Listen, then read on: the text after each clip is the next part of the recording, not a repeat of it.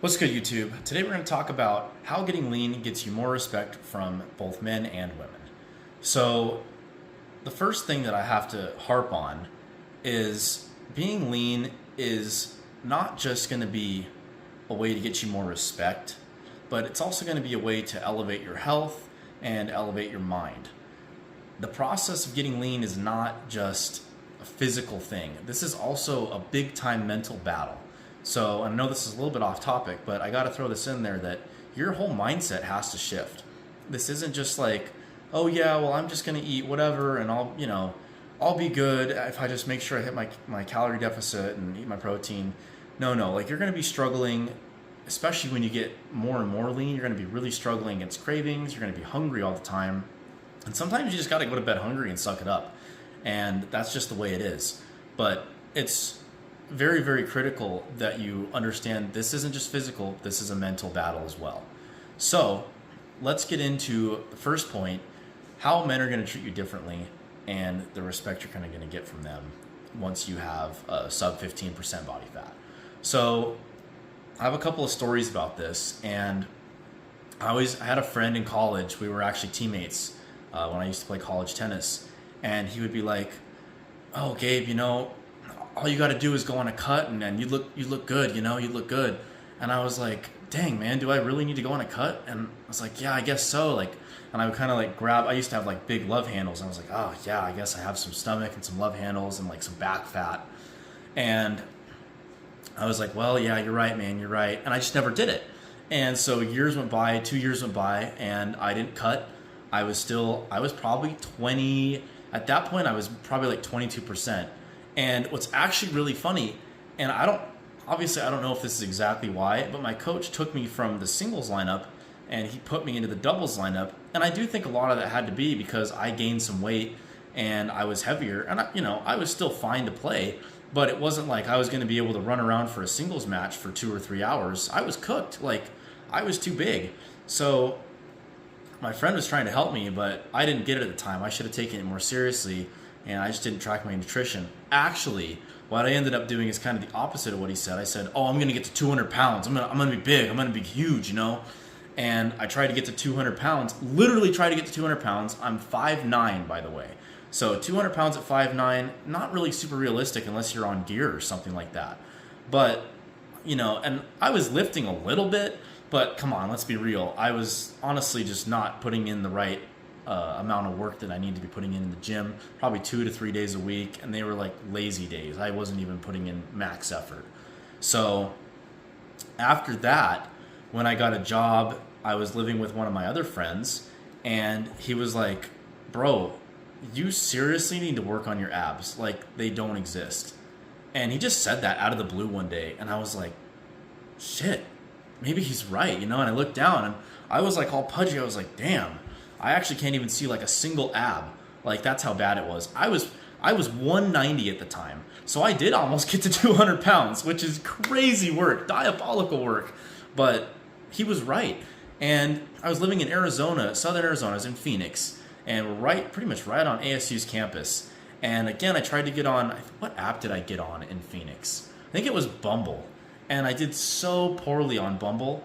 Like, I was getting maybe like one match a month. I was there for over a year or so, and it was just sad, man. Like, and the dates I went on, the girls like disrespected me. One of them catfished me. And the amount of respect that you're going to be getting, where if people aren't respecting you, then everything's going to be cooked. So that's kind of how my experience was with guys. And like, literally my friends were trying to help me, be like, yo, you got to get lean, man. You got to get lean. And I didn't get it. It just didn't click in my head. And I was like, oh shit, whatever. But after I got lean, that all changed. I had people coming up to me. I did there's a little local race that I did this summer, and I had gone on a cut, and I was under 15%. I think I'm a little leaner now, but I was probably like maybe, I don't know, like 14%. Wasn't anything like crazy, but I had like veins in my quads at the time. And so I just ran a mile, and I did pretty good. For me, I'm not a runner, really. I mean, I just don't run that much. And, I did I think it was like a 6:30 something mile. And the last time I ran a mile was in college, and it was 8 something. So I took 2 minutes off, didn't even train, just because I was in better shape. And I was like, wow, I kind of cooked that mile. But everybody was coming up to me after just like the little run, and they're like, wow, dude, you look really good. How'd you get in shape like this?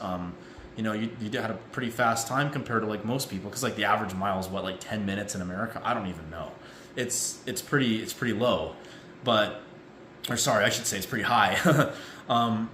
But yeah, just like those interactions. And then like when I go out on a daily basis, if I go to the grocery store or whatever, you'll see people kind of making conversation with me.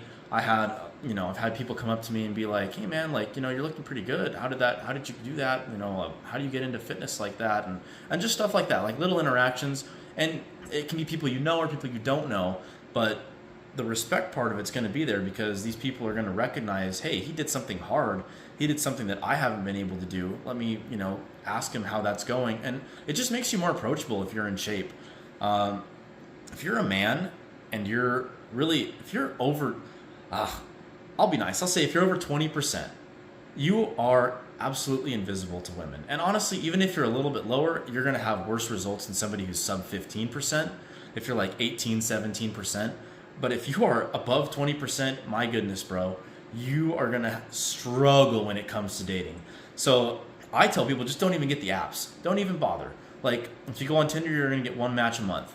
And same with Bumble, Hinge, whatever it is you might want to use. It's not worth going on there and being like, shit, I can't get a damn match. And then you're just all pissed off. And then you're paying for the service too. You're paying for whatever Tinder Gold, I think is what it's called. I stopped using Tinder a while ago. I don't really like it as like that much. I think Hinge is way better.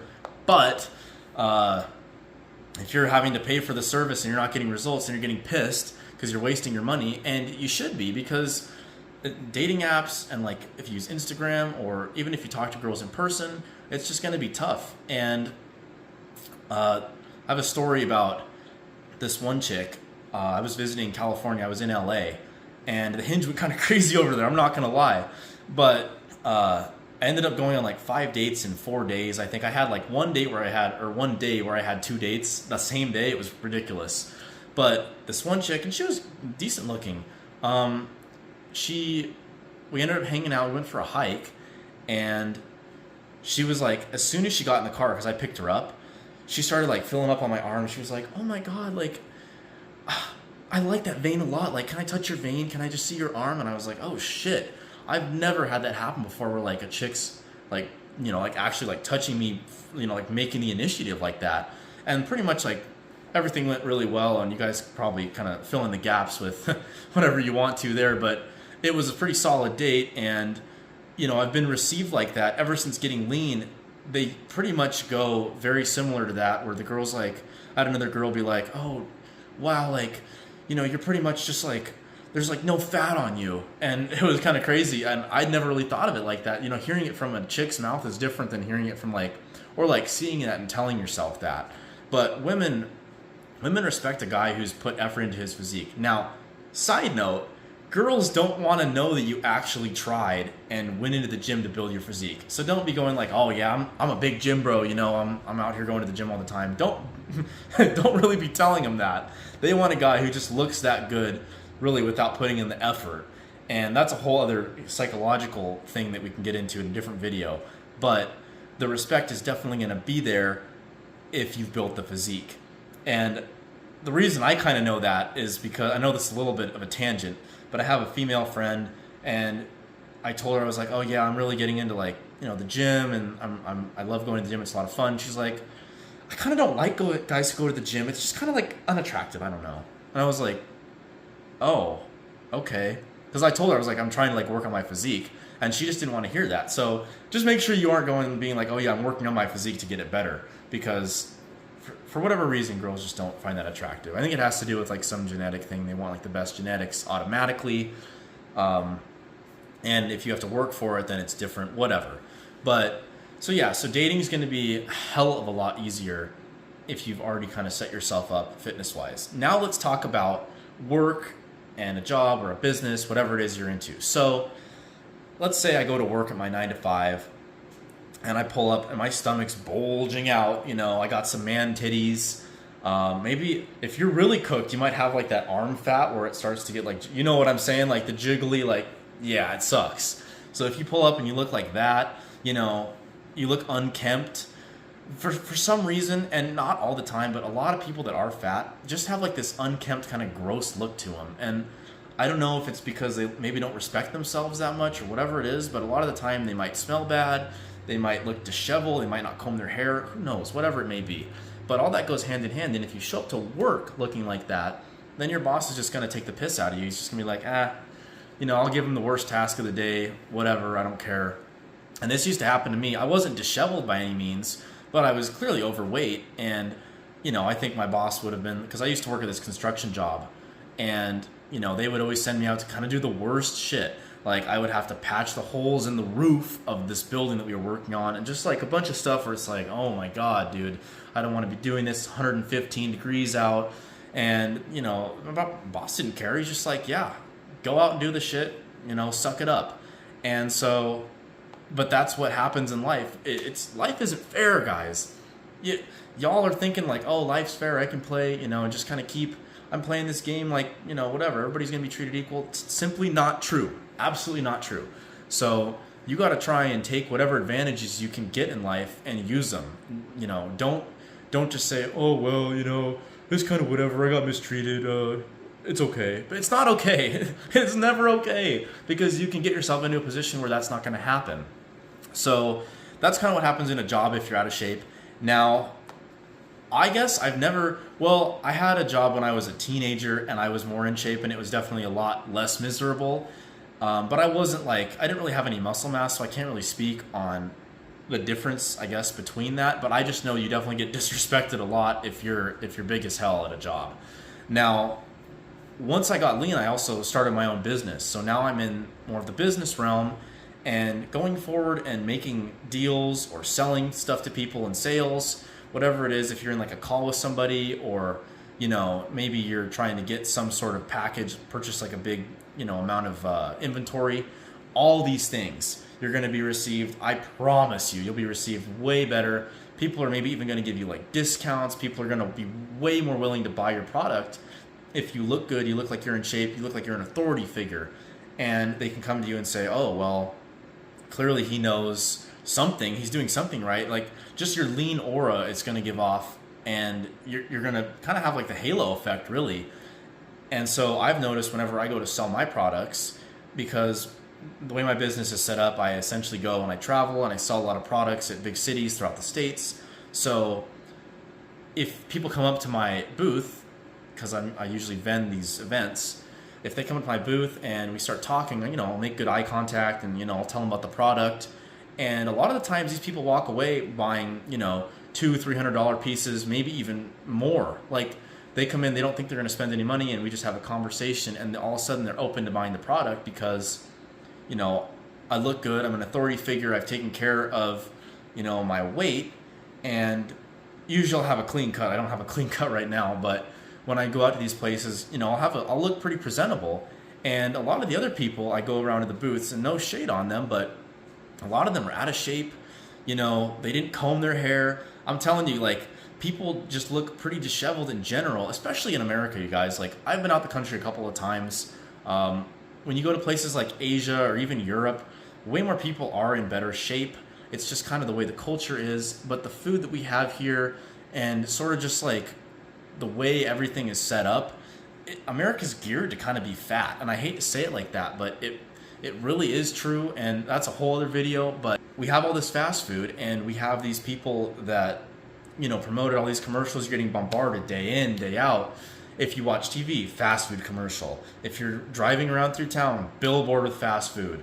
You know, all these signs, they light up at night, they're glowing, trying to get you to come in, and the lines are always full. The damn lines are always full, and it's crazy. I live in not the biggest town or anything, and the lines are still plugged. Like, you can go at 3 p.m., you can go at 10 p.m., you can go at 11 a.m. It's diabolical, actually. But I noticed that the Chick-fil-A line was, and it's a double, by the way. They have, you know, the two lines where all the cars come in. It was packed to the brim. And I'm like, how the hell do we have a double line at 11 a.m. for Chick-fil-A on a Thursday? It's insane. But That's the way America is. And so to break the cycle, you're going to have to get lean, and you're going to have to win the battle up in your mind. You're going to have to win the war that's going on, and be the best version of yourself that you can be. Because until we reach that, you know, dating will suck, your work will suck. You won't get respect from really any guys or men. And what'll happen too is, like, even guys that are way older and more experienced than you in life, they'll come up to you and be like, "Wow, great job, man! Like, you look impressive. This is great. You know, good job getting lean." And they might have way more money than you. They might be more accomplished than you, but it doesn't matter, because you did something that a lot of the times, and some of these guys are in good shape, but a lot of the times those older guys weren't able to do, or they haven't been able to maintain. So that's just another aspect of getting lean, where it's all age groups, and it's not just your peers, like your age peers. It's all age groups, and you know, it's something that I think every man should go through nowadays here in 2026. We really have to kind of lock in and focus on getting down to that sub 15%, because that's where you're going to see a lot of changes and life's going to get a lot better. So if you're struggling to lose weight, if you're starting to lose body fat, and you'd like to get down to 50%, click the link in my bio. Let's get on a call together. Just book a call. It's free. At worst, you'll walk away with some free information from me. We'll chat a little bit, and we'll see if you're a good fit to work together. But if not, no big deal. And yeah, it's really something that needs to come from within you, and not me just telling you, "Oh, get lean, get lean." Like, you have to make the conscious decision yourself. So if you're ready, book the call, and let's see how it goes. But until next time, thank you guys for watching, and I will see you all in the next one.